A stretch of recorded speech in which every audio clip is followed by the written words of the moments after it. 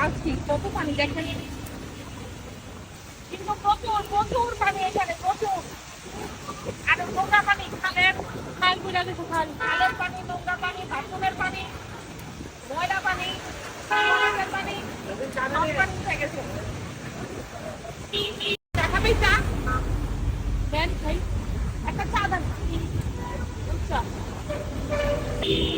বৃষ্টির দিনের এক কাপ চা। অনেক পানি এখানে, খারাপ পানি, ময়লা পানি, ড্রেনের পানি, টয়লেটের পানি, সব পানির বসবাস। এসে থাক এলাম টান দিব, এটা টান দিতে পারে, বাইরে তো দিচ্ছি, বাইরে দিও না, এটা টান দিয়ে দিব বাইরে। ভিতর থেকে এই যে সাইডটা দেখা মানুষের পানি না, ওই পাশে দেন না জ্যাম। দুর্ভোগ। পানি যেমন সুখ দেয়, পানি যেমন সুখ দেয় এমন আনন্দও দেয়, আনন্দ দেয়। পানি যেমন আনন্দ দেয় এমন সুখ দুঃখ দেয়, কষ্ট দেয়, কষ্ট দেয়। অনেক মানুষের দুর্ভোগ, যারা বাসে চলে, সিএনজিতে, ট্যাক্সিতে, জনজীবন খুবই বৃষ্টিতে বিপজ্জনক। এরপরে উঠে পানি, মানে খুব নোংরা পানি উঠে যায়।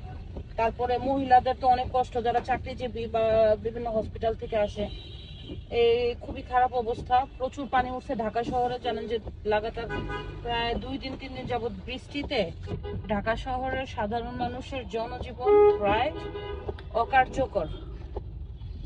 এই আর কি অবস্থা এটা। বৃষ্টির দিনে বের হওয়া উচিত না, কিন্তু তোমরা বেরোছো কেন? স্টুপিড। আচ্ছা প্রচুর, মানে আসলে মানুষের সমস্যা হচ্ছে। কালশিতে পানি, ফার্মগেট পানি, এইতে পানি, যারা বাসে উঠতেছে, যারা রিক্সা চালাচ্ছে, বিশেষ করে রিক্সা শ্রমিক ভাইয়েরা, আমরা তো আছি কষ্টে। সব মিলে আর কি বৃষ্টি সবার জন্য বৃষ্টি অল্প আনন্দদায়ক, বেশি দুর্ভোগ, তাই না? কোনো কিছু অতিরিক্ত ভালো না, বৃষ্টিও না।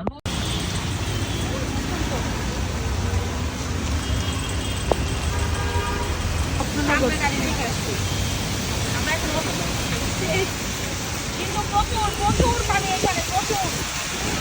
আর নোংরা পানি, খালের বাইরে উঠে গিয়ে খাল বোঝা গেছে, খাল বোঝা গেছে, খালের পানি, নোংরা পানি, বাথরুমের পানি, ময়লা পানি, টয়লেটের পানি, সব পানি উঠে গেছে।